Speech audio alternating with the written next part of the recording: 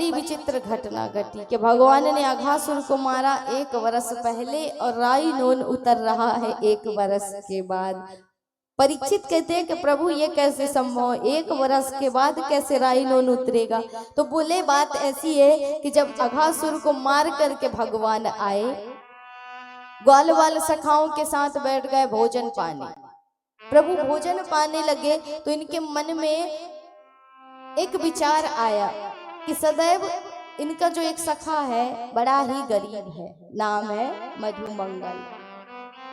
तो उसकी बड़ी इच्छा होती है कि मैं भी कुछ पवाऊं, लेकिन मेरे पास कुछ है नहीं, तो कन्हैया को पवाऊं क्या।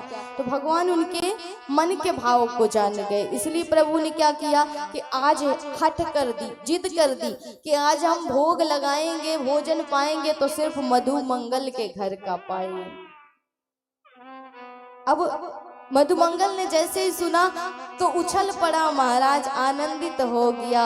कहा कन्हैया तू मेरे घर का भोजन पाएगा ना, अभी जाता हूँ, दौड़ा दौड़ा और कुछ ले करके आता हूँ। घर गए, अपनी माँ से कहा तो माँ ने कहा कि लाला तो ये तो पता है ना कि हम स्वयं कन्हैया के घर का पाते हैं, तो हम उसे क्या पवा सकते हैं, लेकिन देख ले शायद कुछ पड़ा हो तो ले जा। महाराज जैसे ही उस मटकी को खोल करके देखा तो 3 दिन की बासी खट्टी कढ़ी पड़ी हुई थी। अब कन्हैया ने कहा है तो लेकर के जाना पड़ेगा, इसलिए बिना मन के ही उसे लेकर के जा रहे हैं। रास्ते भर सोचते जा रहा है कि जो माखन पाए, मिश्री पाए, मखाने की खीर पाता है, 56 भोग जिसे लगे उसे क्या ये कढ़ी पवा दूं, वो भी बासी 3 दिन की खट्टी कढ़ी। उचित होगा, लेकिन मंगाया है तो लेकर के तो जाना पड़ेगा। यदि नहीं ले जाता हूँ तो अपनी प्रतिज्ञा में अडिग है, आज भूखा रह जाएगा, कुछ पाएगा नहीं, और लेकर के जाता हूँ तो पाप मुझे लगेगा, इसलिए करूँ तो करूँ क्या।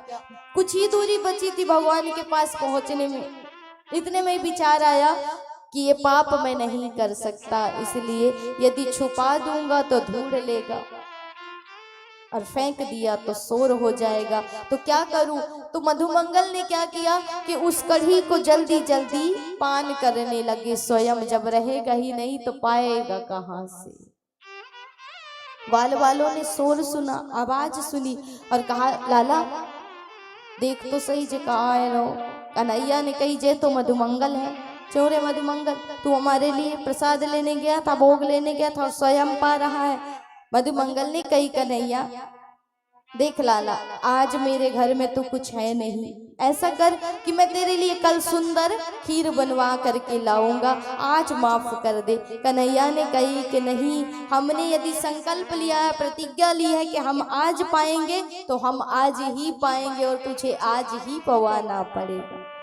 क्रोध में आकर के मधुमंगल ने कहा कि जब है ही ना तो कहाँ से पवा दूं। कन्हैया ने कही हमारे लिए तो बहुत है, और जो कढ़ी उनके मुख पर फैली हुई थी, जल्दी जल्दी में पान करने में मुख पर गिरी थी, भगवान उसे ही जीभ निकाल करके चाट रहे हैं। ऐसा प्रभु का प्रेम। और यही दृश्य देख रहे थे ब्रह्मा जी। अब ब्रह्मा जी की मति घूम गई महाराज, बुद्धि, इसीलिए कहा ना पहले ही व्यास जी महाराज ने पहले ही कह दिया ना कि मुह्यंती अत सूर्या, जिसे सूरवीर नहीं समझ पाए मोह से ग्रसित हो गए। जिसके नाभि कमल से प्रकट हुआ ब्रह्मा सर्वप्रथम, वही नहीं समझ पाया तो हम क्या समझ पाएंगे उसकी लीला को। ब्रह्मा जी को भ्रम हुआ कि ये भगवान है। भगवान कभी किसी की झूठी कड़ी खाते हैं, वो भी मुख से चाट करके।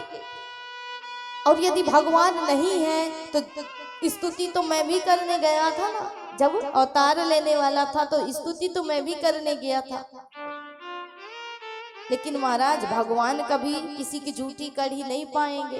ब्रह्मा जी को भ्रम हो गया, तो उसके लिए क्या करना चाहिए, इसका परीक्षण लेकर के देखता हूँ। यदि भगवान है तो सारी चीजों को समझ जाएगा, और नहीं है तो रोता रहेगा, विलाप करता रहेगा।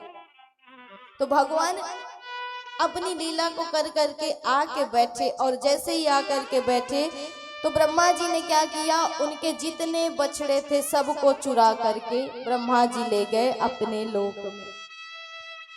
अब ग्वाल वालों ने कहा कि कन्हैया हम यहाँ बातन में लगे हैं, वहां हमारे बछड़े कहाँ निकल गए पता नहीं। कन्हैया ने कही तुम सब यहीं बैठो, मैं लेकर के आता हूँ। कन्हैया चले गए बछड़न को ढूंढने। इधर ब्रह्मा जी आए, ग्वाल बाल सखाओं को भी चुरा करके ले गए अपने लोक में। अब एक क्षण के लिए तो कन्हैया भी रोने लगे, इधर जाएं तो बछड़े नहीं, इधर आए तो ग्वाल बाल सखा नहीं, पुकारने लगे लेकिन किसी की आवाज ही नहीं आ रही है। तब भगवान ने सोचा कि हमारे साथ ये लीला की किसने। नेत्रों को बंद करके देखा तो कहा अच्छा ब्रह्मा जी, हमारे से ही चालाकी, हमसे ही होशियारी। भगवान ने 1 साल तक इस लीला को किया। जितने ग्वाल बाल सखा, जितने छड़ी छीके, जितने बछड़े चोरी किए थे ब्रह्मा जी ने, सबको प्रभु ने प्रकट कर दिया अपने ही देह से। और 1 साल तक ये लीला चलती रही। एक दिन बलराम भैया बोले, क्योंकि बलराम भैया ने देखा कि ये जो गौएं हैं ना, ये गौ माताएं हैं, ये अब अपने बछड़ों से ज्यादा प्रेम करती है। 1 वर्ष पहले इतना प्रेम नहीं करती थी, अब ये 1 वर्ष से कुछ ज्यादा ही प्रेम करती है। तो कहा च्योरे लाला जे कहा लीला चल रही है। बोले भैया आप समझ तो गए हो ना कि क्या लीला चल रही, अब बस इस लीला का अंत ही होने वाला है, कुछ समय और सब्र रखिए। एक दिन ब्रह्मा जी ने सोचा कि मैंने जिनको चुराया है एक बार देख करके तो आऊं उस ब्रज में क्या स्थिति है उनके बिना। तो ब्रह्मा जी ने जब देखा तो क्या देखते हैं कि जिनको मैंने चुराया है वो ब्रज में भी मौजूद हैं और मेरे लोक में भी। तो ये सत्य है या वो सत्य है, इस चीज का परीक्षण लेने के लिए ब्रह्मा जी आ गए ब्रज में। अब ब्रह्मा जी की गद्दी है गई खाली। तो प्रभु ने सोचा कि अब इस लीला का अंत करना चाहिए। भगवान बन के आ गए ब्रह्मा जी और द्वारपालों से कह दिया कि बहरूपी बहुत घूमते रहते हैं, हम अंदर हैं, कोई आए तो उसे भगा देना। ब्रह्मा जी जब देख करके ब्रज से लौटे तो अंदर जाने लगे तो द्वारपालों ने रोक दिया, महाराज रुक जाओ, अंदर नहीं जा सकते। बोले भांग चढ़ा रखी है, नशा कर रखा है, अपने मालिक को रोकते हो। बोले ब्रह्मांड का एक ही मालिक होता है, वो अंदर बैठा है, तुम्हारे जैसे बहरूपी ये बहुत डोलते रहते हैं, जाओ अपना रास्ता देखो। ब्रह्मा जी ने सोचा कि अच्छे ग्वाल बाल चुराए महाराज, कहाँ आप फंसे कि गद्दी भी छिन गई। बोले जाने नहीं दोगे लेकिन यही तो देखने दो। नेत्रों को बंद करके देखा तो देखते हैं कि वो टेढ़ी टांग वाला बैठा है और मुस्कुरा करके कहता है क्यों ब्रह्मा जी, आपने हमारे ग्वाल बाल चुराए, हमने आपकी गद्दी चुरा ली, हमारा तो कछु ना है भाई महाराज, तुम्हारा तो सब कुछ चला गया, बजाओ डोलो गली गली। ब्रह्मा जी क्षमा याचना करते हैं, प्रभु की 40 मंत्रों में स्तुति की, लेकिन भगवान एक शब्द भी नहीं बोले और शांति से वहां से लौट करके आए। ग्वाल बाल सखाओं ने आकर के कहा मैया तुम्हें पता है आज कन्हैया ने अघासुर मारे हो। तो मैया राई लोन उतार रहे हैं। कन्हैया सोचते हैं बड़ी विचित्र मैया और बड़ी विचित्र लीला, अघासुर मारे हो 1 वर्ष पहले और राई लोन उतर रहो 1 वर्ष के बाद। तो ऐसी हरि की लीला, हरि अनंत और हरि की लीला अनंत महाराज।